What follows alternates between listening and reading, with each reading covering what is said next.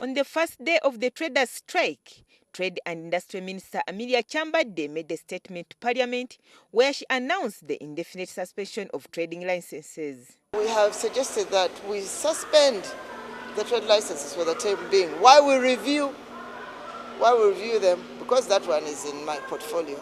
But today, she was reading from a different script. She told the House that after consultations, she discovered that a number of traders had already paid their dues. The issue of the licenses, it became very complicated because others had already paid, and others hadn't. But what we are going to do is to speed up the reviewing of that issue.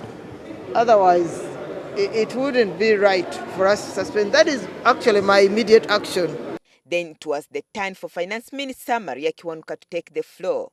Kiwanuka considered that the shilling has depreciated within the last 12 months by 16%, but had deteriorated substantially within the last 3 months by 10.7%.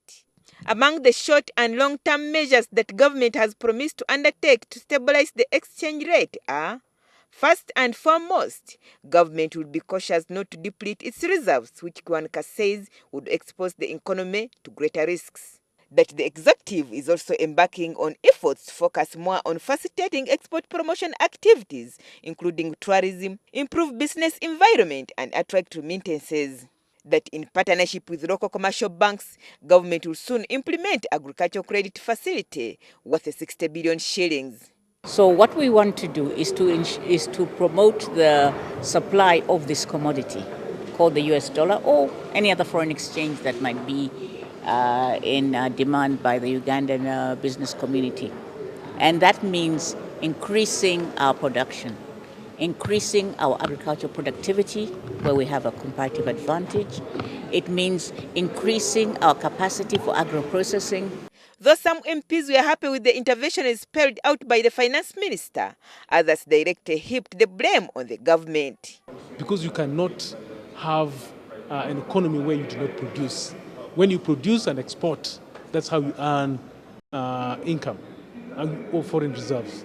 You are giving an investor, a foreigner, first of all, you are giving him land, free land, you are giving him a tax holiday, you are even not charging him any tax, and he's taking away that money. So how do you expect the dollar to be inside? Yet Uganda as an economy is importing more and exporting less. What we need is to boost sectors which will create foreign exchange, which will create jobs, which will create revenue. Speaker Rebecca Kadaga has now directed the minister to work hand in hand with the House Committee on Finance and other government technocrats to ensure that everything comes to normal. Agnes Nandutu, NTV, Parliament.